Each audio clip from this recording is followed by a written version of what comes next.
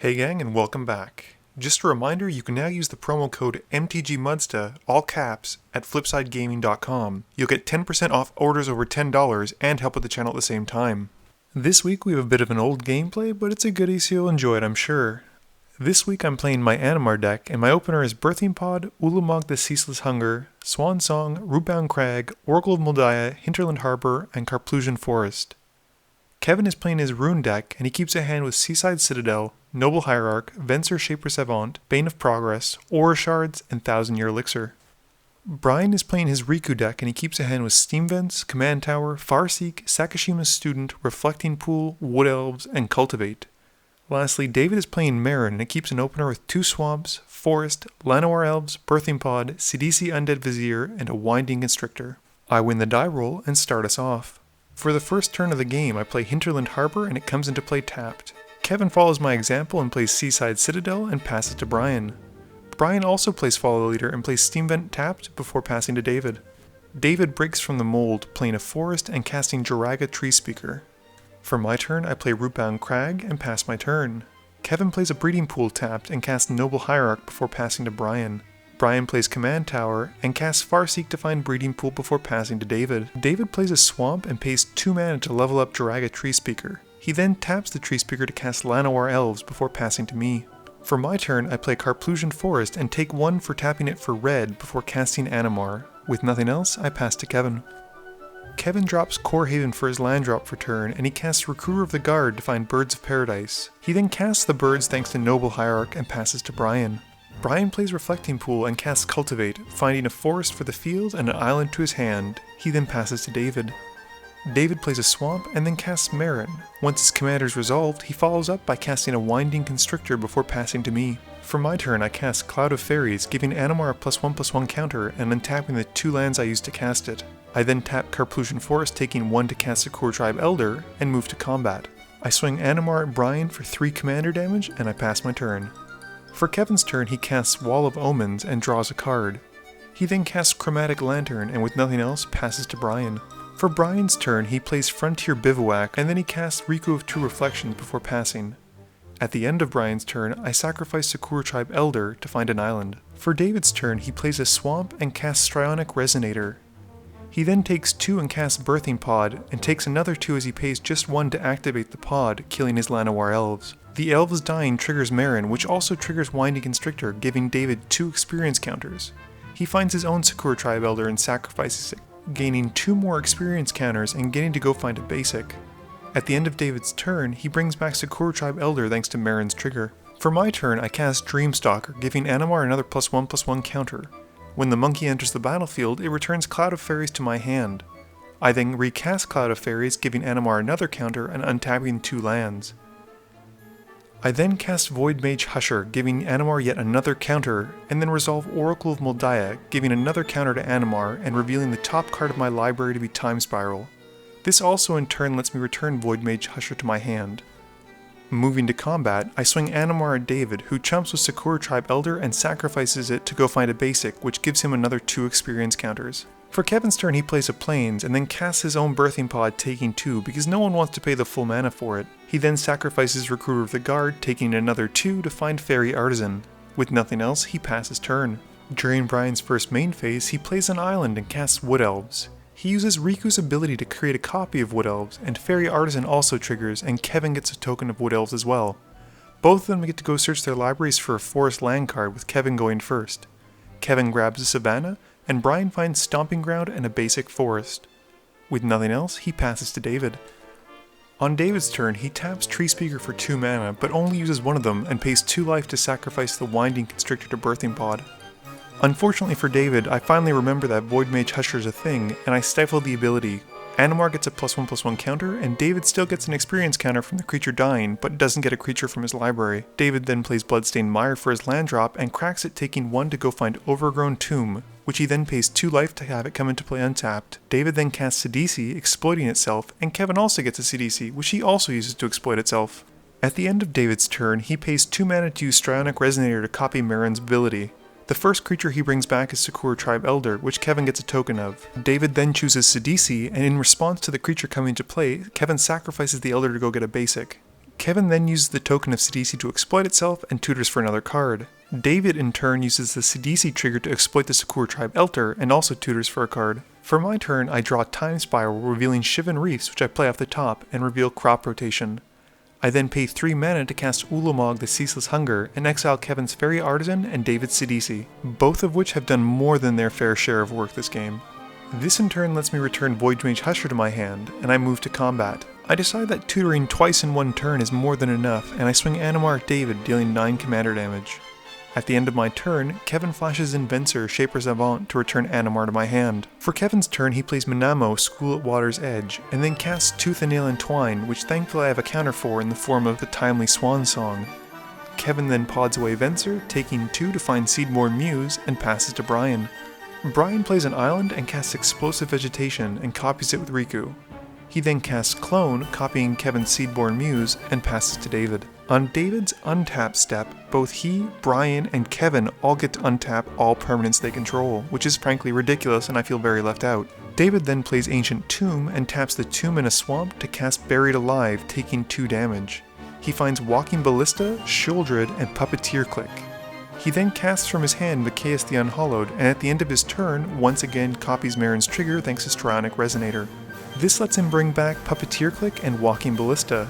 Unfortunately though, this is the part where David learned that Walking Ballista, although similar to Triskelion, is not actually Triskelion. Due to the interaction with how he works with Macabre, unfortunately without a sack outlet, he's unable to go infinite, so we move to the Puppeteer Click trigger, and David is only able to bring back my Sakura Tribe Elder. For my turn, I draw Crop Rotation, then play Temple of Mystery, scrying a mountain on the top and keeping it there. I then play the mountain and reveal Fierce Empath. I then pay 3 mana, taking 1 from Carplusian Forest to recast Animar. Then I tap 1 for Crop Rotation, sacrificing the Temple of Mystery to go find Gaia's Cradle. I then tap Cradle to generate 5 green mana, and tap 2 blue to cast Time Spiral. While we're shuffling up, we learn that David unfortunately had a sacrifice outlet in his hand and had been planning on winning the next turn. With all the shuffling and untapping finished, I pay 2 to cast Bloom Tender, giving Animar a counter, then cast Raven's Familiar, giving Animar yet another counter, and taking one of the top 3 cards from my library. I then get the added benefit of being able to re-tap Cradle for 7 green mana, and I use some of it to cast Soul of the Harvest, giving Animar another counter. I then choose to pay 2 life to cast Phyrexian Metamorph essentially for free, trying to come into play as a copy of Kevin's Seedborn Muse. Kevin, however, has another idea and Void Slimes it. Moving to combat, I swing Ulamog at Kevin, which triggers his ability, and Kevin responds a little too late by casting Swords to Plowshares on the Eldrazi. Kevin is unfortunately still stuck exiling 20 cards, and afterwards we move to my second main phase and I pass my turn. For Kevin's turn he casts Soul Ring and then 1000 Year Elixir, and, before you know it, Roon joins the party. Kevin then casts Coiling Oracle, revealing Wood Elves, and puts it into his hand. He then pods away his Wall of Omens for Eternal Witness, which brings back his Void Slime. With nothing else, he passes to Brian. During Brian's first main phase, he casts Sylvala's Stampede and copies it with Riku. Kevin responds by blinking Eternal Witness with Roon. For the copy of the spell that resolves first, we all choose Free, which lets Brian put a permanent from his hand onto the field. Brian drops Parallel Lives, Mercurial Pretender, and Siege Behemoth. He copies the Behemoth with Riku, and uses the Mercurial to come into play as a copy of the Siege Behemoth, which he also copies with Riku. For the second spell, Brian votes for the Wild while the rest of us still vote for Free again. With the 3 free triggers, Brian puts 3 lands into play. Brian hits Izzet Guildmage with his Wild trigger and copies it with Riku. In response to the clone trigger, Kevin untaps Roon with 1000 Year Elixir and blinks Coiling Oracle, then uses Minamo to untap Roon and blinks one of Brian's Siege Behemoth tokens. At the end of Brian's turn, Kevin returns a card from his graveyard thanks to Eternal Witness, and Coiling Oracle hits the field and reveals Plasm Capture, which puts it into his hand.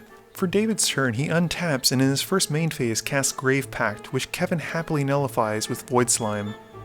David then pays 2 life and 1 mana to pot away Puppeteer Click and finds Massacre Worm. Kevin responds to the Massacre Worm trigger, blinking Eternal Witness with Roon. I lose 4 creatures and 8 life, Kevin loses 1 creature and 2 life, and Brian loses 5 creatures but only 8 life because Riku goes to the command zone.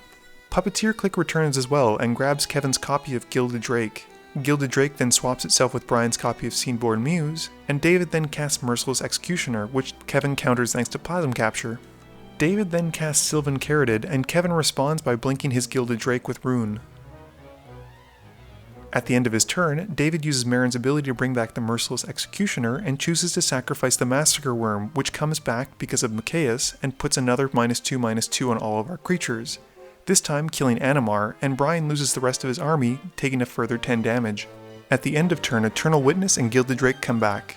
Kevin chooses to bring back Swords to Plowshares, and Gilded Drake swaps places with a clone copy of the Seedborn Muse. For my turn, I play Frontier Bivouac and I recast Animar for 5, before dropping Reclamation Sage to take out David's Birthing Pod. This gives Animar another +1/+1 counter, and I begrudgingly pass to Kevin. At the beginning of Kevin's main phase, he gains 3 blue mana thanks to Plasm Capture, and he uses it to recast Tooth and Nail Entwined. He grabs Deadeye Navigator and Duplicant. He then soulbonds the two together, and Duplicant trigger exiles David's Macabre. He then bounces the Duplicant 2 more times, exiling David's Puppeteer Click and Massacre Worm before passing to Brian. For Brian's turn, he recasts Riku, then casts Cultivate, copying it with Riku. Kevin responds by blinking Duplicant to exile my Soul of the Harvest. Brian then resolves his 2 copies of Cultivate, and Kevin blinks Duplicant 4 more times at the end of Brian's turn, hitting Meren, the Executioner, Animar, and Reclamation Sage. In response to the exiling of the Reclamation Sage, David casts Worldly Tutor to find Shriekmaw. David's first play for his turn is to evoke the Shriekmaw, targeting Kevin's copy of Seedborn Muse. Kevin responds by doing what Duplicant does best, and essentially exiles the remainder of everyone's creatures, barring the Sylvan Caryatid, whose only saving grace is the fact that it is built-in hexproof. David then plays a Swamp and casts Viridian Zealot, which he sacrifices to take care of Kevin's Birthing Pod. David then recasts Meren, taking 2 from Ancient Tomb, but Kevin exiles it as David passes through his remaining steps thanks to Swords to Plowshares. For my turn, I play Wooded Foothills, which I crack to go find a tropical island, and I cast Fierce Empath, finding my own copy of Duplicant. I then run out my copy of Glenelendra Archmage in the hope that Kevin tries to exile it and someone has an answer as he'll be tapped out, but unfortunately, when Kevin does exile it, no one does have an answer and nothing happens. For Kevin's turn, he plays Maze of Ith, then moves to combat, swinging the Deadeye Navigator into Brian for 5. During his second main phase, he blinks the Deadeye to soulbound it with Eternal Witness. Kevin then flickers Eternal Witness to get back the original Seedborn Muse and casts it. Kevin then casts his own copy of Wood Elves and finds Temple Garden, taking 2 to have it come into play untapped. He passes to Brian. During Brian's first main phase, Kevin's feeling pretty good about his position, and Brian pays an absurd amount of mana to cast Riku. Kevin responds by blinking Eternal Witness, which returns Void Slime, which he then uses to counter Riku. Brian then tries to cast Avenger of Zendikar, and big surprise, Kevin does the exact same thing, using Eternal Witness to return Void Slime and countering it. It's at this point that we all realize that Kevin is basically not going to let us play Magic, so we all decide to scoop it up and move to the next game. Game review time.